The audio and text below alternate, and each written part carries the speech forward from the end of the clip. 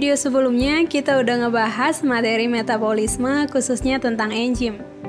Nah, di video kali ini kita akan melanjutkan materi dari metabolisme yaitu tentang katabolisme. Nah, katabolisme itu contohnya respirasi atau pernapasan. Respirasi atau pernapasan dapat kita artikan sebagai proses pengambilan oksigen dari udara luar untuk proses oksidasi yang menghasilkan gas CO2, H2O, dan energi. Ketika otot bekerja, sel otot akan mengambil karbohidrat dari dalam darah untuk menghasilkan energi. Saat berolahraga, tubuh memerlukan banyak oksigen untuk menghasilkan energi. Setelah itu, tubuh akan terasa panas dan berkeringat banyak. Katabolisme artinya penguraian zat kompleks menjadi zat sederhana. Zat kompleks itu contohnya glukosa. Nah, glukosa nanti akan dipecah menjadi bentuk sederhana. Contoh bentuk sederhananya ada CO2 dan H2O. Kemudian katabolisme itu merupakan reaksi eksergonik, artinya membebaskan energi atau ATP. ATP itu singkatan dari adenosin trifosfat. Contoh dari katabolisme respirasi atau pernapasan. Dalam respirasi ada yang memerlukan oksigen yang dinamakan dengan respirasi aerobik atau respirasi aerob. Kemudian ada juga respirasi tanpa oksigen disebut dengan respirasi anaerob. Yang pertama respirasi aerobik atau respirasi aerob. Contoh dalam pemecahan senyawa glukosa diperlukan oksigen sehingga nanti akan menghasilkan air atau H2O, kemudian karbon dioksida dan juga energi. Namun dalam persamaan reaksi ini ternyata dalam pemecahan molekul glukosa tidak semudah yang kita bayangkan. Namun dia harus melewati 4 tahapan berikut seperti glikolisis, DO atau dekarboksilasi oksidatif, siklus Krebs, dan transport elektron. Nah, itu yang diperlukan dalam pemecahan glukosa. Lalu yang kedua respirasi anaerob tanpa oksigen. Contohnya pada fermentasi alkohol pada tumbuhan, contohnya dalam proses pembuatan tape. Nah, dalam proses pembuatan tape itu nanti akan menghasilkan etanol atau alkohol, CO2 dan juga energi. Nah, makanya kalau orang makan banyak tape itu bisa mabuk. Kenapa? Karena tape itu mengandung alkohol atau etanol ya. Kemudian contoh berikutnya fermentasi asam laktat ini pada hewan ya. Secara umum, bagan respirasi aerobik di dalam sel, sitoplasma dan mitokondria bisa kita perhatikan bagannya mulai dari warna biru, glikolisis. Ketika glukosa masuk ke dalam sel, terjadi respirasi aerobik yang pertama, yaitu glikolisis. Jadi, di dalam glikolisis, glukosa diubah menjadi asam pirufat yang terjadi di sitosol atau disebut juga dengan cairan sel atau sitoplasma.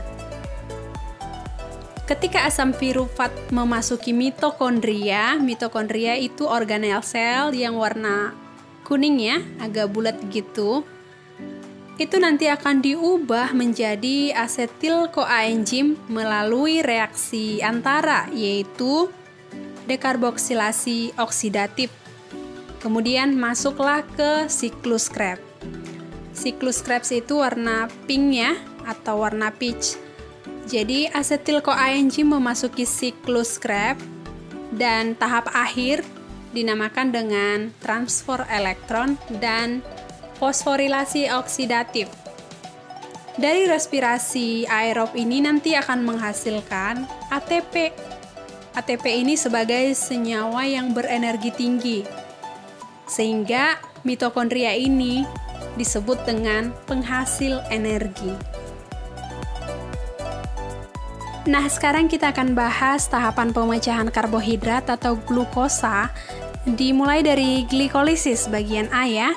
Oke, glikolisis itu apa sih? Glikolisis itu adalah pemecahan satu molekul glukosa menjadi 2 asam piruvat. Jadi dalam proses glikolisis, bahan yang diperlukan adalah glukosa yang terdiri dari 6 karbon. Kemudian tempat berlangsungnya glikolisis itu tepatnya di sitoplasma. Dan hasil dari glikolisis nanti ada 2 asam piruvat, 2 NADH, dan 2 ATP. Selanjutnya proses glikolisis. Untuk proses glikolisis intinya, satu molekul glukosa akan dirombak sehingga menghasilkan 2 asam piruvat. Nah, langkah-langkahnya ada 9 step. Bisa kita lihat pada bagian di depan. Nah, satu molekul glukosa terdiri dari 6 karbon, makanya ini ada C-nya sebanyak 6. Kemudian nanti dia akan mengalami perubahan menjadi glukosa 6-fosfat. Hal ini terjadi karena glukosa mendapat penambahan 1 fosfat sehingga berubah menjadi glukosa 6-fosfat.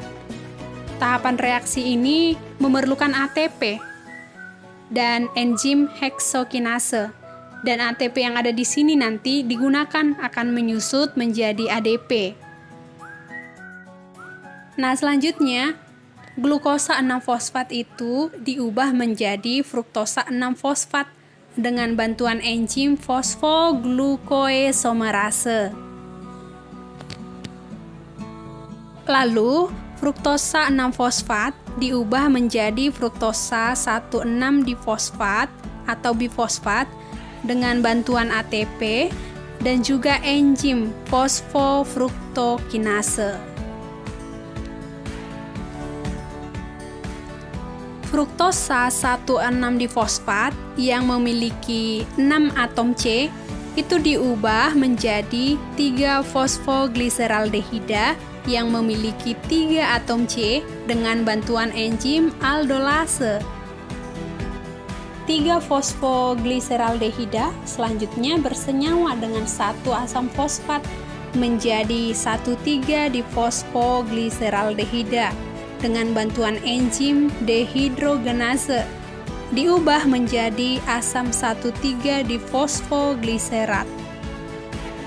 Asam 1,3-difosfogliserat kehilangan 1 fosfat dan berubah menjadi asam 3-fosfogliserat yang dibantu oleh enzim fosfogliserat kinase dan ion-ion magnesium.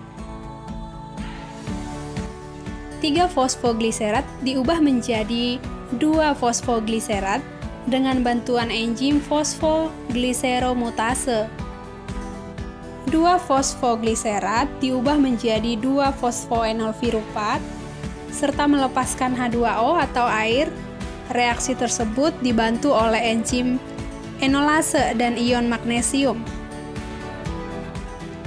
Tahap terakhir berupa pelepasan 1 fosfat dengan pertolongan enzim piruvat kinase serta ion-ion magnesium dan kalsium, sehingga 2-fosfoenol piruvat berubah menjadi asam piruvat.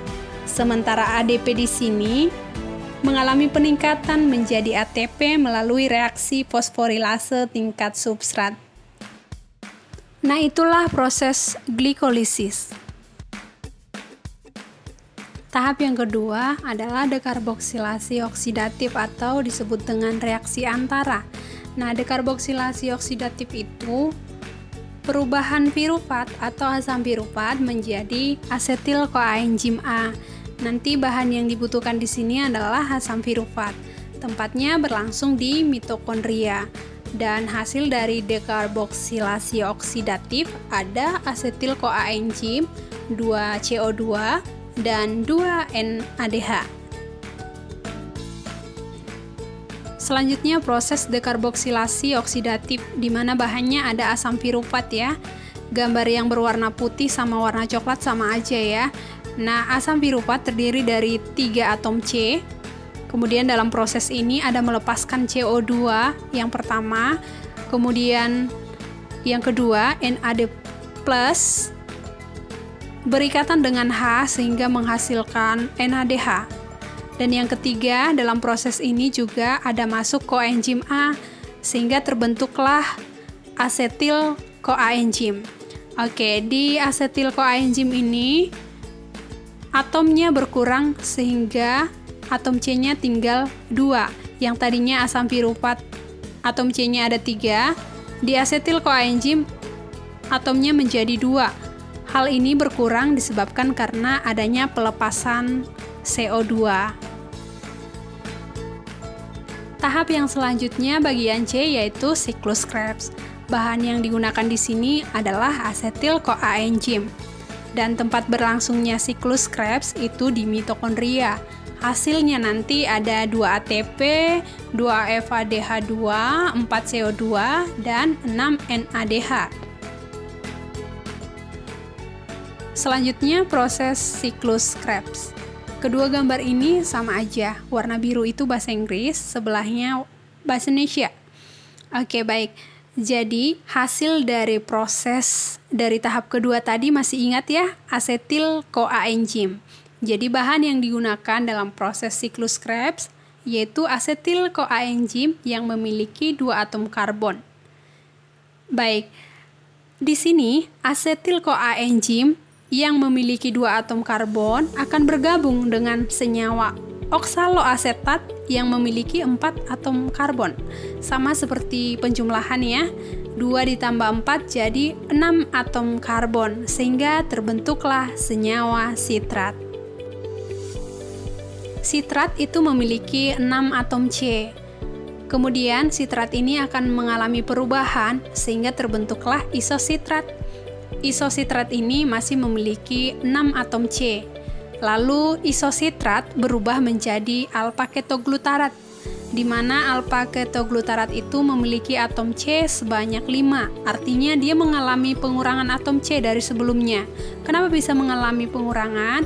Karena di sini ada pelepasan 1 atom C, yaitu melepaskan CO2, di mana CO2 itu kan memiliki atom C sebanyak 1, jadi 5 dikurang 1 jadi 4. Maka di alpha-ketoglutarat memiliki atom C sebanyak 4. Dan pada tahapan ini menghasilkan atau terbentuk NADH.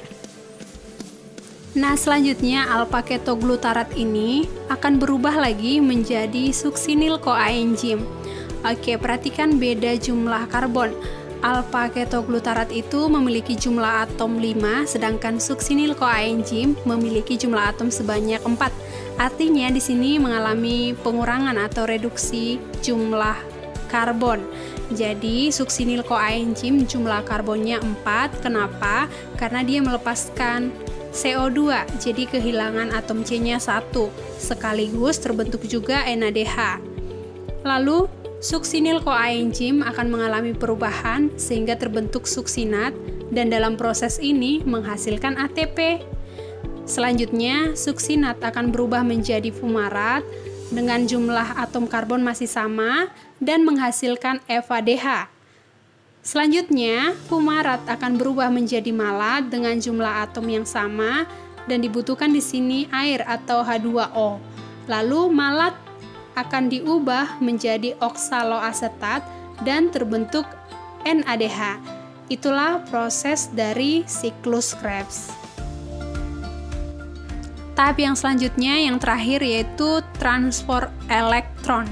Nah, ini bahannya 10 NADH. Nah, jika ada yang nanya dari mana sih bahannya yang 10 NADH, itu didapatkan dari 2 dari proses glikolisis, 2 dari proses dekarboksilasi oksidatif, dan 6 dari proses siklus Krebs.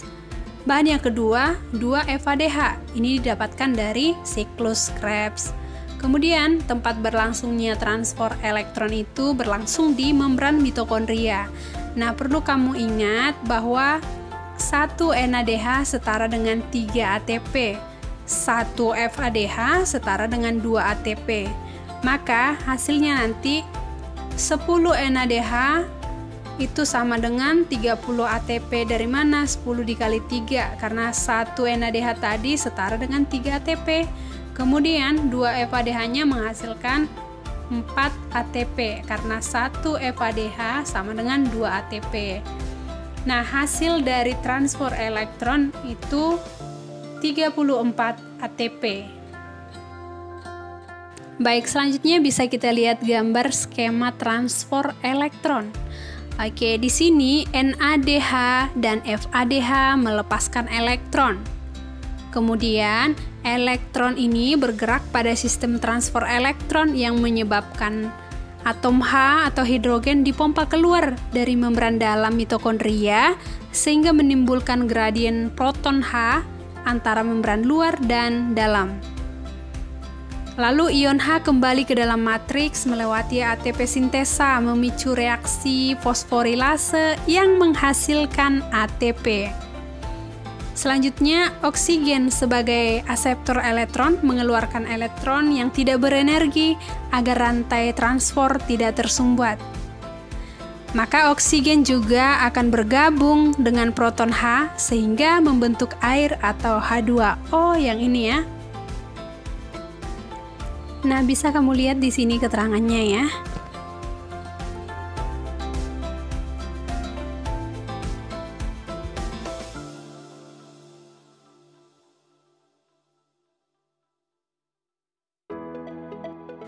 Nah, selanjutnya hasil total dari proses respirasi. Oke, glukosa yang dipecah tadi dengan bantuan oksigen akan menghasilkan 6H2O, 6CO2, dan 38 ATP. Jadi, 6CO2 itu didapatkan dari 2 dari dekarboksilasi oksidatif, 4 dari siklus Krebs. Kemudian 6H2O itu didapatkan dari 12H dan juga 6O-nya dari transport elektron. Kemudian 38 ATP itu didapatkan 2 dari glikolisis, 2 dari siklus Krebs, dan 34 dari transport elektron. Jadi, penguraian satu molekul glukosa itu menghasilkan 38 ATP. Demikian pembelajaran kita hari ini, semoga bermanfaat dan mudah kamu pahami. Sampai jumpa di materi video selanjutnya.